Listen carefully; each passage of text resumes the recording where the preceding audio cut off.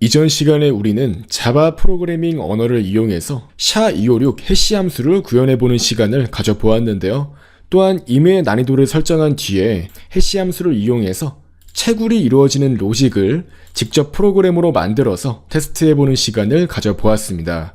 이번 시간에는 실제로 자바 프로그래밍 언어에서 블록 클래스를 생성해서 하나의 블록이 가지는 특성을 정의해보도록 하겠습니다. 이전 시간에 간단하게 블록체인은 여러 개의 블록으로 이루어져 있는 하나의 블록 덩어리라고 할 수 있다고 말씀을 드렸고요. 각각의 블록에는 사용자들이 거래한 내역 등의 정보가 포함되어 있다고 말씀드렸어요. 블록을 생성하는 과정은 채굴이라는 것으로 이루어진다고 했고, 채굴을 위해서는 이렇게 해시 함수의 문제를 푸는, 즉 반복적인 해시 과정이 필요하다고 말씀드렸습니다. 따라서 바로 이렇게 코어 패키지에 하나의 클래스를 추가해 줍니다. 클래스를 추가해 주시고요. 이름은 블록이라고 지어 줄게요. 이렇게 클래스를 만들어 주신 이후에는 소스 코드를 작성해 보도록 할게요. 자, 기본적으로 해시가 사용된다는 점에서 util 패키지를 불러오시면 되고요. 일단 블록의 가장 기본적인 형태를 정의할 거예요. 그래서 먼저 블록 id를 이렇게 만들어 줄 거고요. 채굴을 위한 정답값, 즉 nonce를 이렇게 정의해 줄 겁니다. 이후에 데이터라고 해서 일단 블록에 들어가 있는 데이터가 문자열 형태라고 가정을 하고 정의를 해볼게요. 이제 여기에서 이렇게 우클릭을 해주시고 소스에서 generate getters and setters를 눌러서 모든 getter 및 setter 함수를 만들어 줄 수 있도록 합니다. 이외에 마찬가지로 생성자라는 것을 만들어 줄 건데요.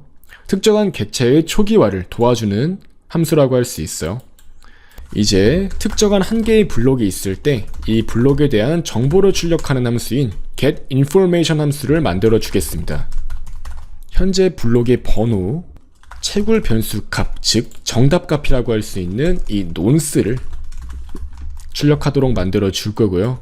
이후에 블록 데이터 또한 이렇게 출력할 수 있도록 해주겠습니다. 그리고 블록 해시 또한 출력하도록 만들어 줄 거예요. 이 블록 해시 같은 경우는 이전 시간에 배웠듯이 다음 블록에 대한 해시값을 구할 때는 이전 블록에 대한 해시값과 새로운 정답값을 찾아야 된다고 말씀을 드렸죠. 그렇기 때문에 현재 블록을 해시화로 해시 데이터로 표현하는 get 블록 해시 함수 또한 만들어 주셔야 돼요.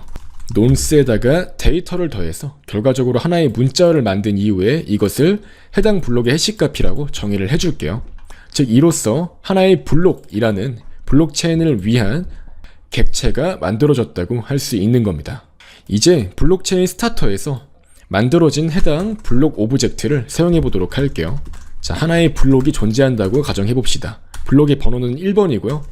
그리고 첫 번째 블록이니까 이 nonce 값은 0이라고 할게요. 그 다음에 어떠한 데이터가 있다고 해볼게요. 이제 한번 getInformation 함수를 불러와서 이 블록에 대한 정보를 출력할 수 있도록 해보겠습니다.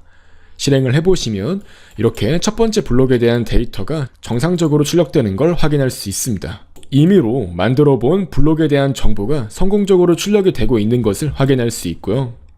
이제 특정한 블록을 대상으로 해서 채굴을 수행하는 메소드를 작성해 보도록 하겠습니다. 이 블록 클래스 내부에 하나의 메소드를 추가해 줄 거예요.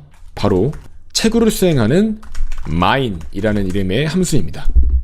이제 여기에서는 반복적으로 채굴을 수행하도록 만들 거예요. 채굴 정답값이라고 할 수 있는 nonce 값을 1씩 증가시키면서 앞에서부터 네 자릿수가 전부 0이라면 채굴에 성공했다고 판단을 하겠다는 거죠.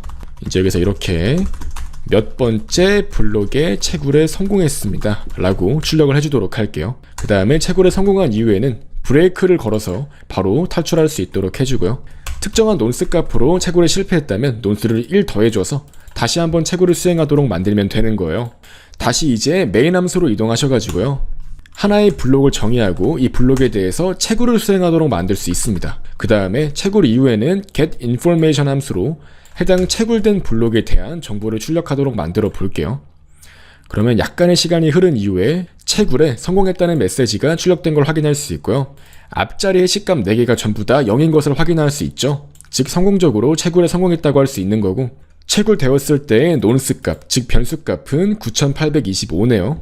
즉 이와 같이 프로그램을 실행했을 때 특정한 블록에 대해서 채굴이 이루어지고 블록에 대한 정보가 출력되도록 코딩한 것을 확인할 수 있습니다. 또한 우리가 채굴 메소드를 구현할 때 있어서 앞부분이 0000이면 성공적으로 채굴에 성공하도록 설정해 주었으니까요.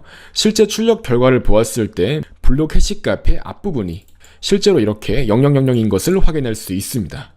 또한 현재 채굴 난이도가 고정되어 있도록 구현을 했지만요. 실제로 대부분의 블록체인 시스템에서는 난이도가 채굴의 상황에 따라서 자동으로 변경이 되도록 하는 그러한 로직 또한 추가가 되어 있습니다. 아무튼 우리는 간단히 프로토타입을 개발하는 것이기 때문에 가장 간단한 형태로 채굴 함수를 구현해 본 것이고요. 더불어 우리는 앞서 채굴 수행 메소드를 구현할 때 있어서 데이터를 해시값 생성함수의 입력값으로 포함하도록 구현을 했어요. 다시 말해서 이 데이터가 해당 블록의 해시값에 영향을 미친다는 거죠. 실제로 이 데이터는 특정한 사용자의 거래 내역 등이 포함될 것이기 때문에 당연히 이 데이터가 해시값을 구하는데 영향을 미쳐야 될 것입니다. 그렇기 때문에 데이터를 조금만 변경해도 해시값이 자동으로 변경되는 것을 확인할 수 있을 건데요. 한번 바로 메인 함수에서 바뀐 데이터라고 이 데이터 내용을 바꿔서 다시 한번 채굴해 보도록 할게요. 그러면 바로 이렇게 채굴이 이루어진다고 하더라도 해시값이 완전히 달라지는 것을 확인할 수 있고요. 이 채굴 변수값, 즉 논스 값도 마찬가지로 변경되는 것을 확인할 수 있습니다. 다시 말해서 이렇게 데이터가 다른 블록에 대해서 채굴을 수행할 때 있어서는 당연히 그와 다른 채굴 변수값과 해시값이 나오게 된다는 겁니다. 이처럼 데이터를 조금만 바꾸어도 해시값이 완전히 변경된다는 점은 임의대로 해시값을 쉽게 변경할 수 없도록 하기 때문에 블록체인 시스템에서 강력한 보안성을 제공한다고 할 수 있습니다. 또한 현재는 간단히 데이터라고 문자열 데이터로 표현을 했지만 실제 블록체인에서는 트랜잭션 정보가 이에 포함됩니다. 블록체인에서 특정한 블록의 내부 데이터가 변경되면 해시값은 자동으로 변경되고 영향을 미칠 수 있다는 점에서 블록체인 데이터의 변조 여부를 쉽게 파악할 수 있다는 장점이 있는 것입니다. 한번 이를 직접 확인하기 위해서 각 블록들이 서로 연결된 형태인 블록체인 구조를 만들어 보도록 하겠습니다. 자, 기존의 블록 클래스를 바꾸어 줄 거예요. 바로 이렇게 여러 개의 블록들이 블록체인 형태로 연결되어 있다는 것을 알려주기 위해서 previous 블록 해시 값을 이렇게 특정한 블록이 가질 수 있도록 해주는 것입니다. 마찬가지로 우클릭 해주시고 이 소스에서 generate getters and setters를 누르셔서 새롭게 만들어진 변수에 대한 getter와 setter 함수를 추가해 줄게요. 그 다음 이제 이 생성자 또한 바꿔줄 건데요. 이 두 번째 변수로 previous 블록 해시가 들어갈 수 있도록 합니다. 이제 특정 블록에 대한 정보를 출력할 때에도 이전 해시에 대한 값 또한 함께 출력할 수 있도록 만들어 줄 거예요. get previous 블록 해시라고 해서 함수에 대한 결과를 출력할 수 있도록 만듭니다. 특정한 블록의 해시값을 구할 때 이전 블록에 대한 해시값이 현재 블록에 대한 해시값을 만들 때 영향을 미칠 수 있도록 하는 것입니다. 이렇게 바꾸어 주시게 되면은 특정한 블록에 대해서 채굴을 할 때 이전 블록의 해시값도 사용하도록 소스 코드가 수정되는 것이라고 할 수 있어요. 말씀드렸듯이 해시는 조금만 입력이 변경되어도 출력이 완전히 뒤바뀐다는 특징이 있기 때문에 이전 블록의 해시값이 변경되면 현재 블록의 해시값도 변경된다는 특징이 있어요. 다시 말해서 블록체인에서 특정한 블록의 데이터를 변경하면 뒤에 이어지는 모든 블록들이 다 영향을 받을 수 있도록 코딩이 되었다는 거죠. 이제 이는 매우 강력한 보안성을 제공한다는 특징이 있어요. 한번 전체 블록체인에 총 4개의 블록이 존재한다고 가정을 해볼게요. 자, 블록 1, 블록 2 하나씩 다 만들어 주겠습니다. 자, 블록 2 같은 경우는 블록 1의 블록 해시 값을 이렇게 가지고 있기 때문에 블록 1에서 블록 2로 연결이 된다는 점을 확인할 수 있는 거예요. 자, 전부 다 데이터라고 그냥 넣어 줄 거고요.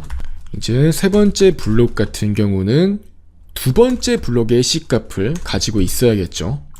마찬가지로 네 번째 블록 같은 경우는 세 번째 블록의 해시값을 가지고 있어야 될 거예요. 이렇게 하게 되면 전체 블록체인에 포함되어 있는 블록들이 서로 긴밀하게 연결이 되어 있다는 점에서 임의로 특정한 블록에 대한 값을 변조할 수가 없다는 것입니다. 한번 실행해 보도록 할게요. 자, 실행을 해보시면 첫 번째부터 두 번째, 세 번째, 네 번째 전부 다 블록에 대한 채굴이 성공하는 것을 확인할 수 있고요. 보시면 두 번째 블록 같은 경우는 첫 번째 블록의 해시값을 가지고 있고요. 세 번째 블록 같은 경우는 두 번째 블록의 해시값을 가지고 있어요. 이런 식으로 각 블록들이 아주 긴밀하게 연결이 되어 있다는 거예요. 이제 우리가 블록체인을 공격하는 악성 해커라고 가정을 하고 중간에 존재하는 이 두 번째 블록의 데이터를 임의대로 변조해 보도록 할게요. 저는 변조된 데이터라고 간단히 데이터를 수정해서 실행을 해보시면은 두 번째, 세 번째, 네 번째 해시값이 전부 다 변경되는 것을 확인할 수 있습니다. 다시 말해서 어떠한 데이터가 변조가 된 그 블록으로부터 뒤에 있는 모든 블록들은 전부 다 해시값이 변조가 같이 이루어진다는 거죠.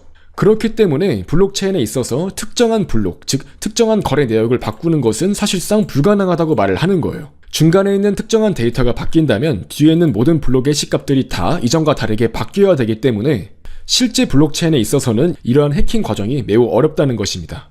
예를 들어서 현재 전체 블록의 개수가 100개일 때 우리가 50번째 블록의 데이터를 바꾸고 싶다면 뒤로 이어지는 50개의 블록에 대해서 전부 채굴을 다시 수행해야 되기 때문에 사실상 해킹이 어렵다고 말을 드리는 거죠. 실제로 현 시점에서 어떤 외계인이 지구로 와서 슈퍼컴퓨터를 주지 않는 이상 비트코인과 같이 대규모의 채굴 시장을 가지고 있는 그러한 블록체인 시스템에 있어서는 다수의 블록을 한꺼번에 채굴할 수 있을 정도의 컴퓨터 연상 능력을 갖추는 것은 사실상 불가능하다고 볼 수 있습니다.